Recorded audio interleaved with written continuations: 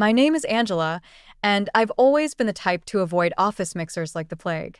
But tonight, as I stood in the corner of our company's dimly lit bar, nursing a gin and tonic I didn't want, I had no idea my life was about to change forever. "You're not like the others," a deep voice said beside me. I turned to see a tall, muscular man with piercing blue eyes. "And that makes you dangerous." I raised an eyebrow. "Excuse me?" He grinned, extending his hand. "I'm Wesley, and I mean it as a compliment. Everyone else here is busy schmoozing and climbing the corporate ladder. You look like you'd rather be anywhere else." I shook his hand, surprised by the warmth of his grip. "Angela, and you're not wrong. I'm only here because my boss made it mandatory." Wesley leaned against the bar, his eyes never leaving mine. "So, Angela, what would you rather be doing on a Friday night?" "Honestly, I'd be at the gym, then curled up with a good book." His eyes lit up. "A woman after my own heart. Former rugby player here. What's your poison? Weights or cardio?" For the next hour, Wesley and I talked about everything from our favorite workout routines to our career aspirations. It was refreshing to have a conversation that didn't revolve around office politics or the latest reality TV drama. "So, why'd you quit rugby?" I asked, genuinely curious. Wesley's smile faltered for a moment. "Injury. Tore my ACL. My sister nursed me back to health, but by then, my shot at the pros was gone." "I'm sorry," I said, noticing the flash of pain in his eyes. "That must have been tough." He shrugged. "It was. But it led me here, so I can't complain too much." As the night wore on, I found myself drawn to Wesley's easy charm and genuine interest in what I had to say. It had been a long time since I'd felt this kind of connection with someone. "Listen," Wesley said as the crowd began to thin. "I know this might be forward, but would you like to grab coffee sometime? Outside of this stuffy work environment." I hesitated. My last relationship had ended badly, and I'd sworn off dating for a while. But something about Wesley felt different. "I'd like that," I heard myself say. Wesley's face lit up. "Great. How about tomorrow morning?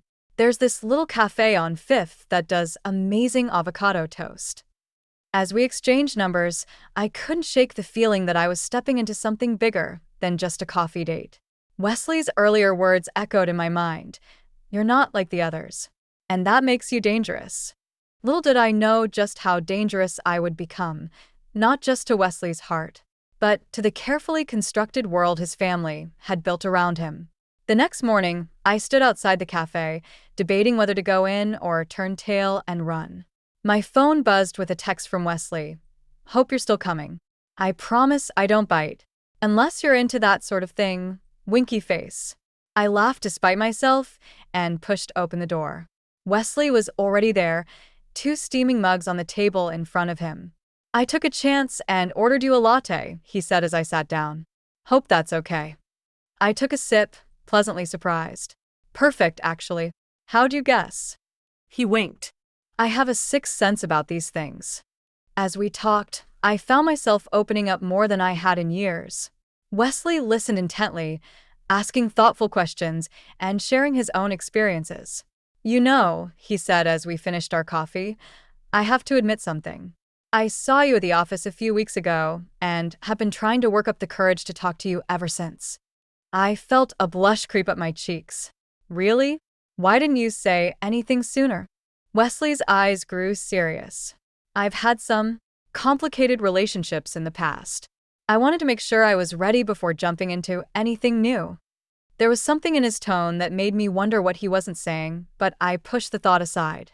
For the first time in a long time, I was excited about the possibility of a new relationship. As we left the cafe, Wesley caught my hand. "Angela, I know this might be too soon, but I'd really like to see you again." I squeezed his hand, ignoring the warning bells in the back of my mind.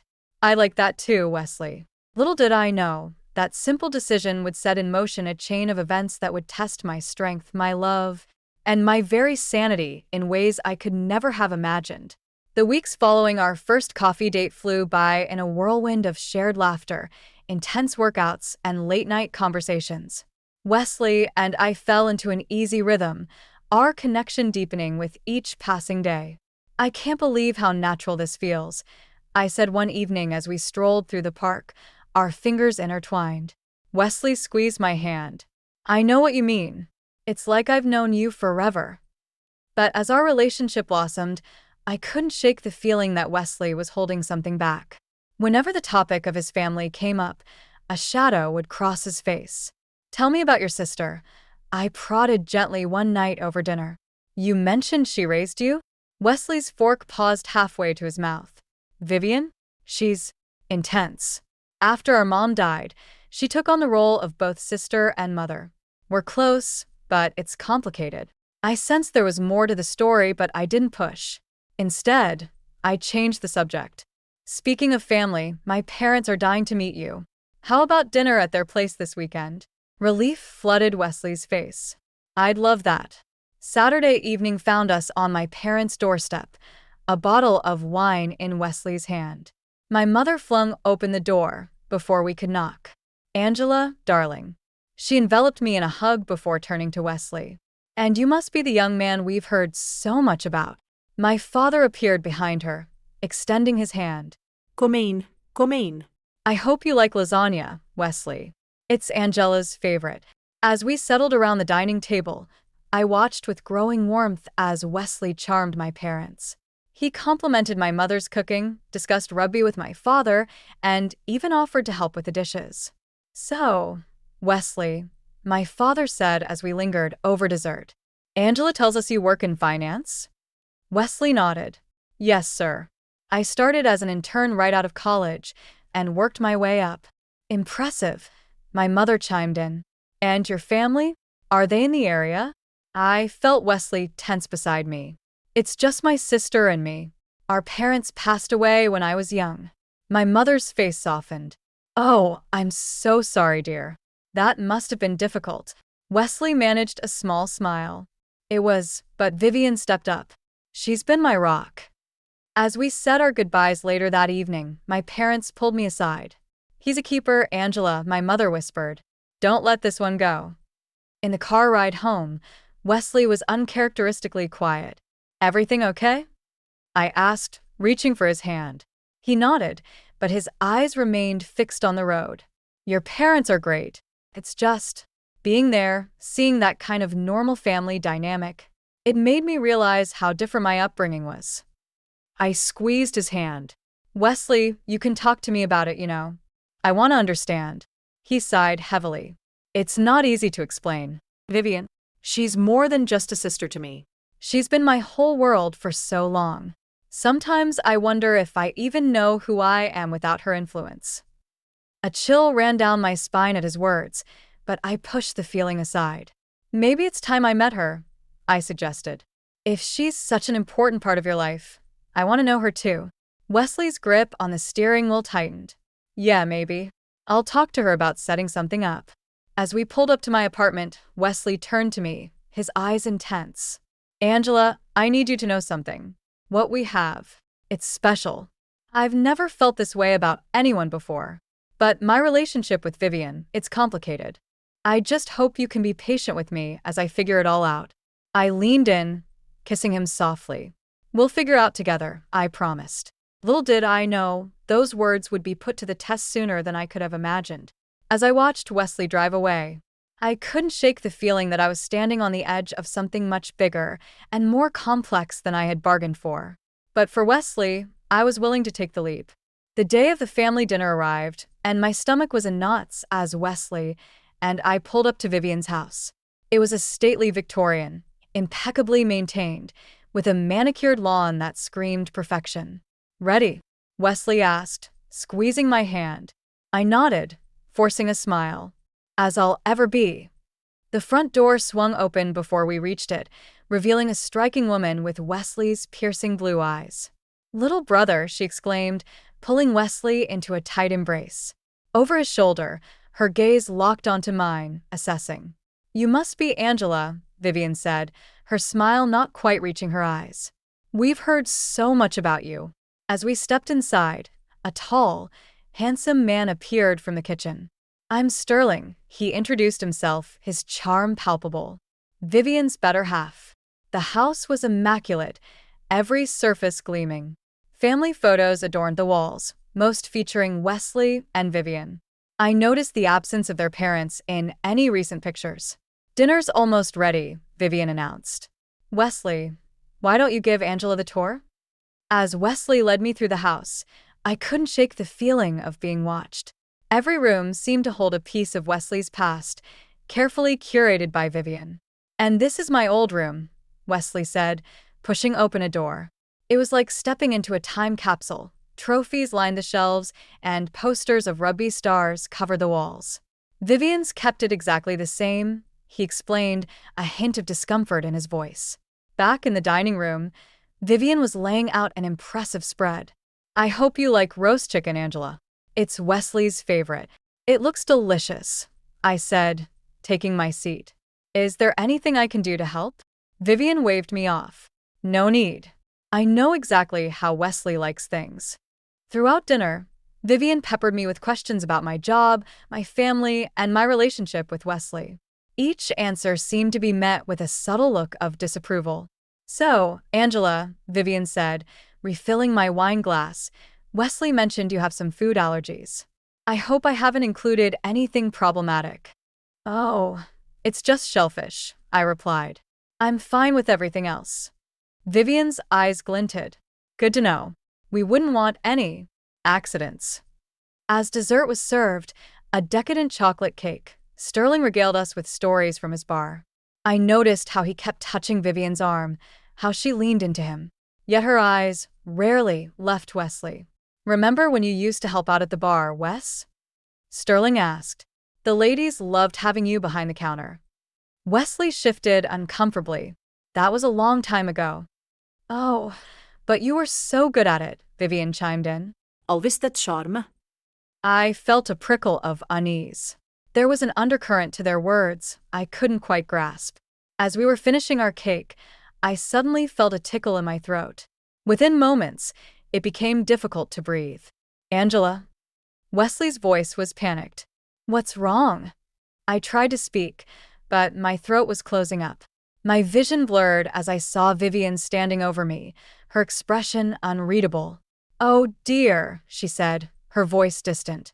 "Could there have been shellfish in the sauce?" I was so careful.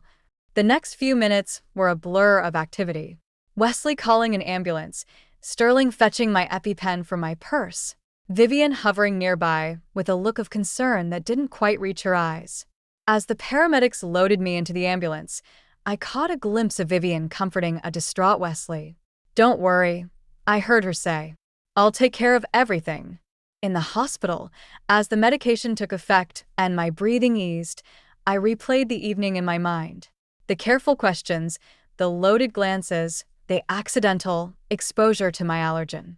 A chilling thought crept in. Had Vivian done this on purpose? As I drifted off to sleep, one thing became clear. My relationship with Wesley was no longer just about us. I was up against a force I hadn't anticipated, a sister whose love for her brother bordered on obsession, and who might go to any lengths to keep him close. The weeks following the disastrous dinner at Vivian's house were tense. Wesley was torn between concern for me and loyalty to his sister, while I grappled with my growing suspicions about Vivian's true nature. "I'm sure it was just an accident," Wesley insisted for the 100th time as we prepared for another visit to his sister's house. "Vivian feels terrible about what happened." I bit my tongue, choosing my words carefully. "I know, but don't you think it's odd that she'd use shellfish in a sauce without mentioning it?" Wesley's jaw tightened. "She's not perfect, Angela. But she'd never intentionally hurt you." I let the subject drop, but as we pulled up to Vivian's immaculate Victorian, dread pooled in my stomach. Vivian greeted us at the door, all smiles and apologies. "Angela, dear, I'm so glad you're feeling better. I've been beside myself with worry." Her words rang hollow, but I forced a smile. "Thank you, Vivian. I'm fine now." As we settled in the living room, Sterling appeared with a tray of drinks. "Special mocktails for everyone," he announced with a wink. "No allergic reactions tonight, I promise." I sipped the fruity concoction cautiously, hyper-aware of every taste and sensation. Dinner proceeded without incident, but I couldn't shake the feeling of being watched, analyzed, judged. It wasn't until dessert that things took a turn. As I bit into the homemade apple pie, a familiar tingling sensation started in my throat. "Is everything all right, Angela?" Vivian asked, her eyes sharp despite her concerned tone. I nodded, not trusting myself to speak. But within minutes, my throat began to close, and panic set in. "Wesley," I gasped, fumbling for my purse and the EpiPen inside. Chaos erupted. Wesley shouting for an ambulance, Sterling rushing to find antihistamines, and Vivian hovering nearby, her expression a mask of concern that didn't quite reach her eyes. As the paramedics loaded me into the ambulance for the second time in as many months, I caught a glimpse of Vivian comforting Wesley. "Don't worry, little brother," she cooed. "I'll take care of everything." The hospital visit was mercifully short this time, but it left me shaken and more suspicious than ever. Back at my apartment, Wesley paced anxiously. "I don't understand," he muttered. "Vivian swears there was nothing in that pie that could have triggered your allergy." I took a deep breath, knowing my next words could change everything. "Wesley, I think Vivian might be doing this on purpose." He froze, his face a mix of shock and disbelief. What? "That's insane, Angela. Why would she do that?" "I don't know," I admitted. "But think about it. 2 severe allergic reactions, both at her house, both after she assured me the food was safe. It's too much of a coincidence." Wesley's face hardened. "You're wrong. Vivian would never. She loves me. She wants me to be happy." "Does she?" I challenged. "Or does she want you to need her?" The argument that followed was brutal. Wesley stormed out, leaving me alone with my fears and suspicions. Over the next few days, I threw myself into research, documenting every interaction with Vivian, every coincidence that had occurred since Wesley and I started dating. A pattern emerged, one of subtle manipulation and calculated moves designed to keep Wesley close and push others away. When Wesley finally returned, his eyes were red-rimmed and conflicted. "I talked to some of my exes," he said quietly. They had similar experiences with Vivian. Accidents, misunderstandings, always when things were getting serious between us. My heart ached for him. "I'm so sorry, Wesley. I know how much you love her." He nodded, his voice barely a whisper. "What do we do now?" I took his hand, squeezing it gently. "We face this together. We find out the truth, no matter how painful it might be." As we sat there, planning our next move, I realized we were at a crossroads. The path ahead would be difficult, fraught with emotional landmines and painful revelations. But for the first time since meeting Vivian, I felt hope. Wesley was choosing to see the truth, choosing us. Little did we know, Vivian was already planning her next move, one that would push us all to the breaking point. The tension between Wesley and me had been palpable since our confrontation about Vivian. We were treading on eggshells, both afraid to shatter the fragile peace we'd established. But fate, it seemed, had other plans.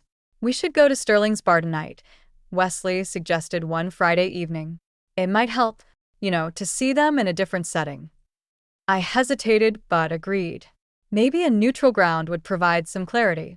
The bar was packed when we arrived, the air thick with laughter and the clinking of glasses. Sterling spotted us immediately, his megawatt smile on full display. "Wesley, Angela. What a surprise," he called out, ushering us to prime seats at the bar. First rounds on the house. As Sterling mixed our drinks with a flourish, I couldn't help but notice how his eyes kept darting to the door. It wasn't until an hour later that I understood why. Vivian swept in, looking stunning in a form-fitting red dress. Her eyes locked onto Wesley, a possessive gleam in them that made my skin crawl. "Little brother," she cooed, embracing Wesley tightly. "And Angela, how lovely to see you both." The night progressed with an undercurrent of tension. Vivian monopolized Wesley's attention, while Sterling kept refilling my glass with a wink and a smile. Sterling said, leaning in close as Vivian dragged Wesley onto the dance floor. "You're not the first girlfriend of Wesley's to feel this way about Vivian." I stiffened. "What do you mean?" Sterling's eyes gleamed with something I couldn't quite place. Let's just say Vivian has a way of complicating things. For Wesley's own good, of course. Before I could press further, Sterling was called away to handle a rowdy group. I watched him go, my mind reeling with implications. As the night wore on, I found myself alone at the bar, Wesley still caught in Vivian's orbit on the dance floor. That's when Sterling made his move. "You're too good for this, you know," he said, sliding onto the stool next to me. His hand found my knee, squeezing gently. "If you were mine, I'd never let Vivian come between us." I jerked away, shocked. "What are you doing, Sterling?" He leaned in, his breath hot on my ear. "Just following the script, sweetheart. It's what Vivian wants." My blood ran cold. "What?" Sterling's eyes darted to where Vivian and Wesley were locked in an intimate conversation.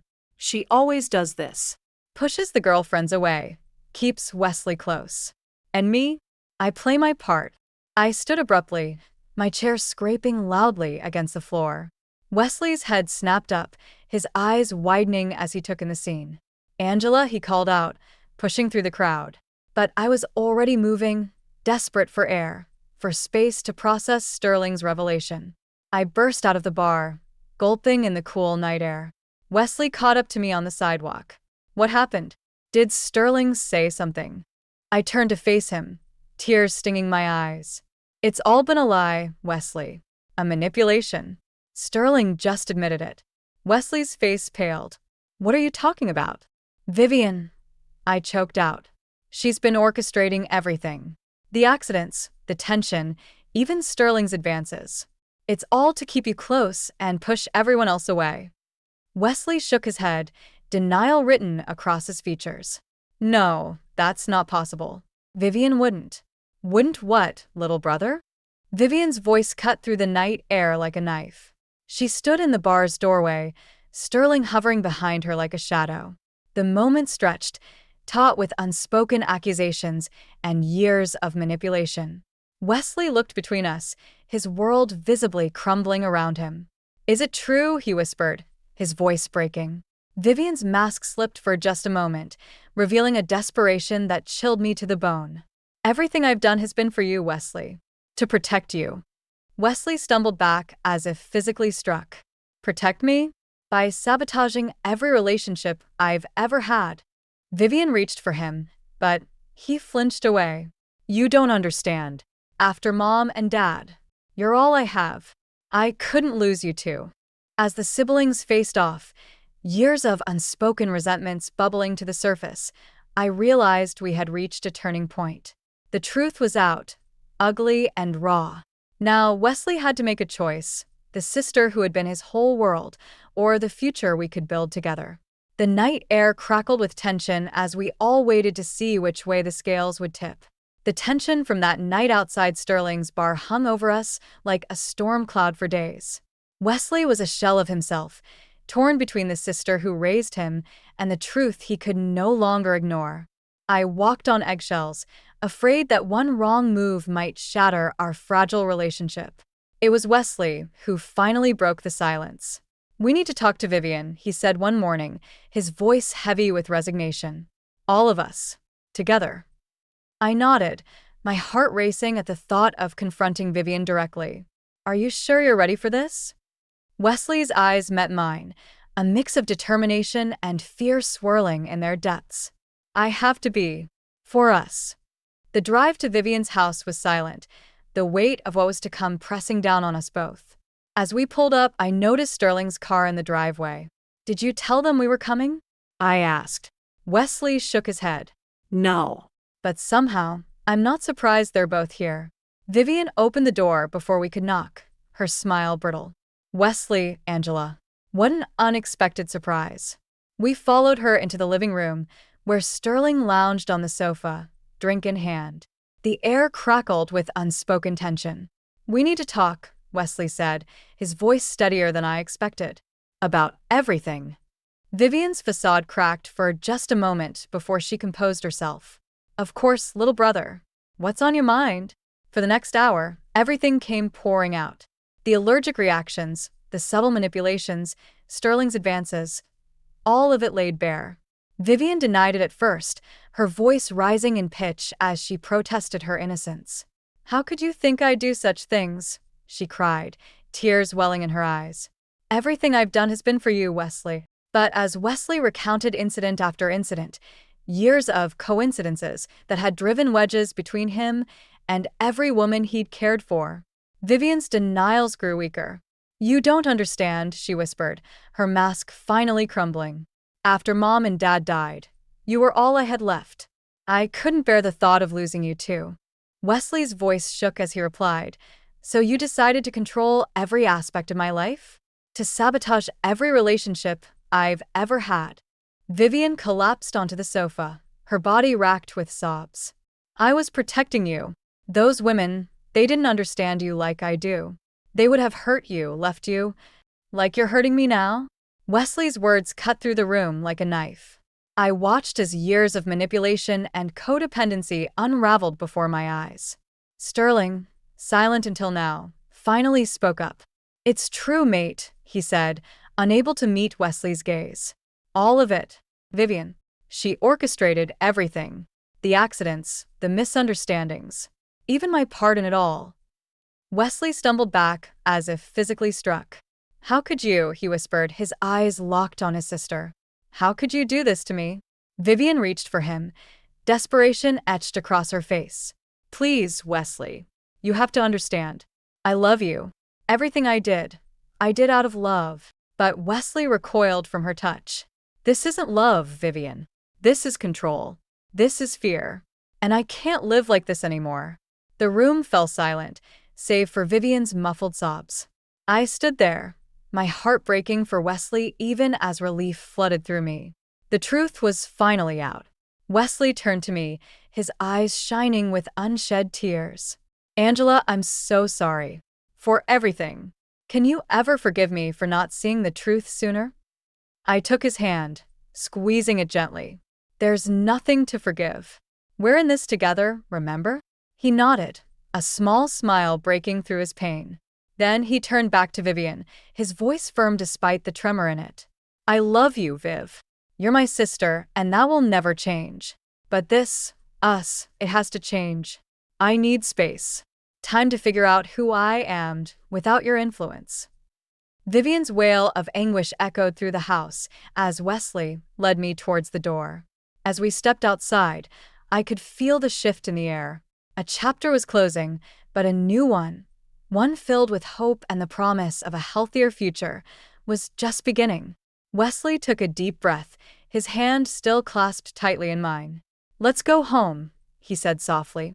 And as we drove away from the house that had held so many secrets, I knew that whatever challenges lay ahead, we would face them together. The months following our confrontation with Vivian were a whirlwind of emotion and change. Wesley and I grew closer, our bond strengthened by the trials we'd faced together. When he proposed on a crisp autumn evening, tears of joy streaming down his face, I knew we were ready to start our new life together. As our wedding day approached, a cautious optimism settled over us. Wesley had maintained minimal contact with Vivian, setting clear boundaries for the first time in his life. She hadn't taken it well, but we hoped time would heal the wounds. The morning of our wedding dawned bright and clear. I stood in the bridal suite, surrounded by my closest friends and my mother, all of us buzzing with excitement. "You look absolutely radiant, sweetheart," my mother said, tears glistening in her eyes as she adjusted my veil. I beamed at her, my heart full. "Thanks, Mom. I can't believe this day is finally here." Just then, my maid of honor burst into the room, her face pale. "Angela, we have a problem." My stomach dropped. "What is it?" She hesitated, wringing her hands. "It's your dress. Someone's destroyed it."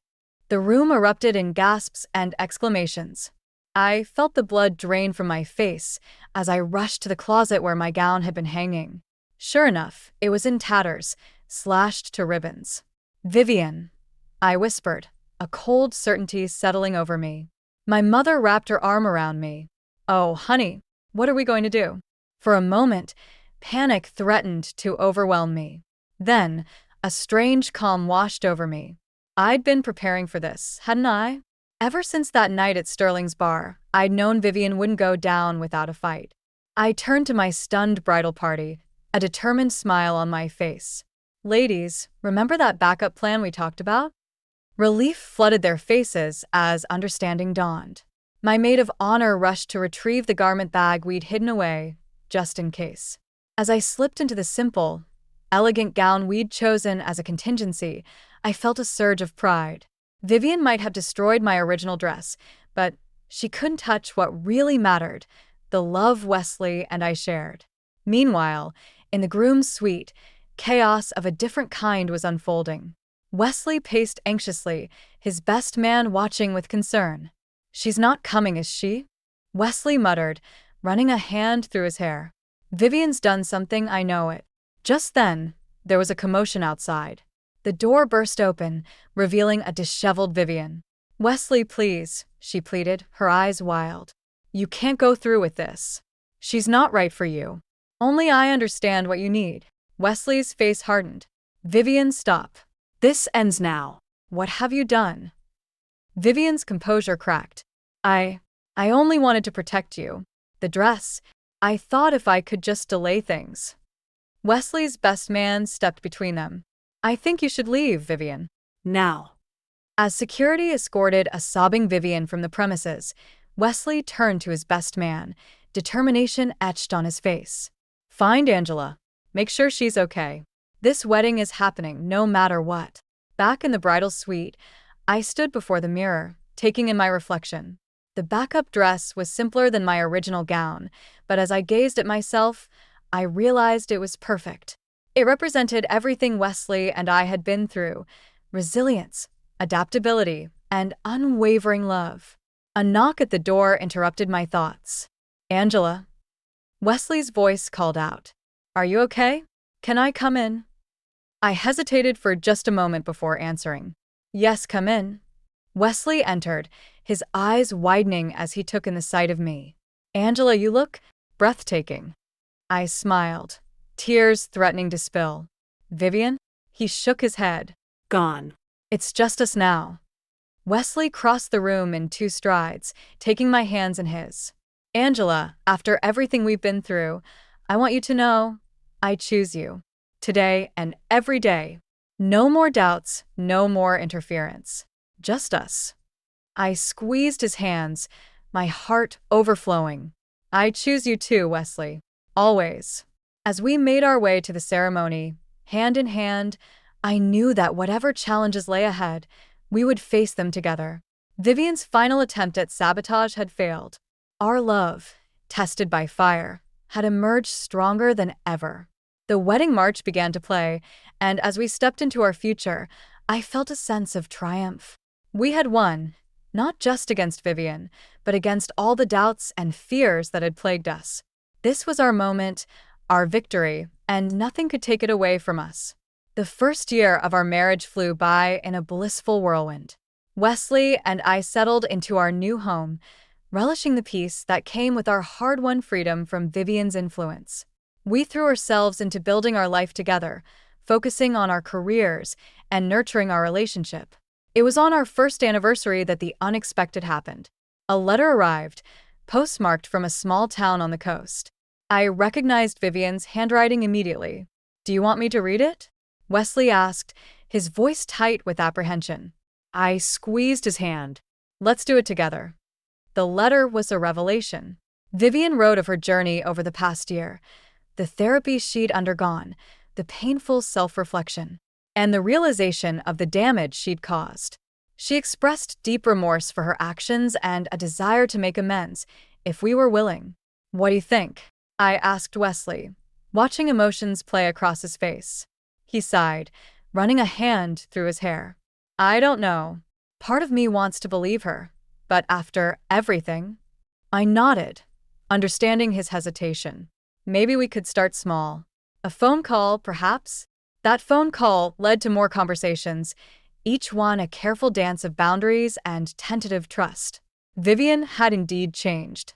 She'd broken things off with Sterling, recognizing the toxicity of their relationship. She'd moved to the coast, starting fresh in a new town where she could focus on her own growth. Months passed, and slowly, cautiously, we allowed Vivian back into our lives. It wasn't easy. There were moments of tension, old habits threatening to resurface. But Vivian was committed to change, and we were committed to giving her a chance. The true test came when we announced we were expecting our first child.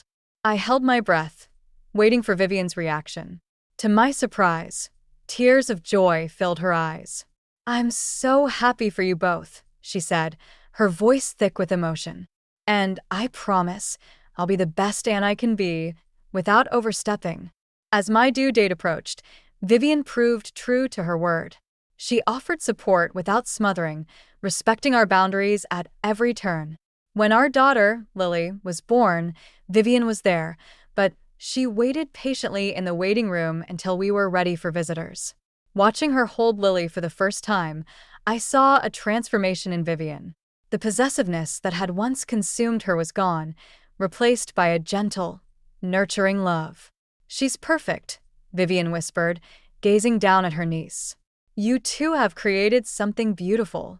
Wesley wrapped his arm around me, his eyes misty. "We all have," he said, including Vivian in the moment. "Our family." As we settled into life with Lily, I marveled at how far we'd come. The journey hadn't been easy, but the rewards were beyond anything I could have imagined. Wesley and I had not only strengthened our bond, but had also helped Vivian find her way to a healthier, more fulfilling life. One evening, as we sat on our porch watching the sunset, Lily cooing softly in my arms, Wesley turned to me with a smile. "You know," he said, "that first night we met, I told you that you were dangerous. I had no idea how right I was." I laughed softly. "Oh, and how exactly was I dangerous?" His eyes softened as he gazed at me. "You were dangerous because you had the power to change everything. My life, Vivian's life, our entire family dynamic. You showed us all what real love looks like, the kind that's strong enough to overcome any obstacle, yet gentle enough to allow for growth and forgiveness." Tears pricked my eyes as I leaned into him. "We did it together," I murmured. As the last rays of sunlight painted the sky in brilliant hues, I felt a profound sense of peace wash over me. We had faced manipulation, betrayal, and near destruction of our relationship. But through it all, our love had not only survived but flourished. Looking at our daughter, at my husband, and thinking of the renewed relationship with Vivian, I knew that this beautiful, imperfect, hard-won family was the greatest victory of all. The journey had been long and fraught with challenges, but as I sat there, surrounded by love, I knew that every step had been worth it. We had not just survived, we had thrived. And the future, once so uncertain, now stretched before us, bright with promise and possibility.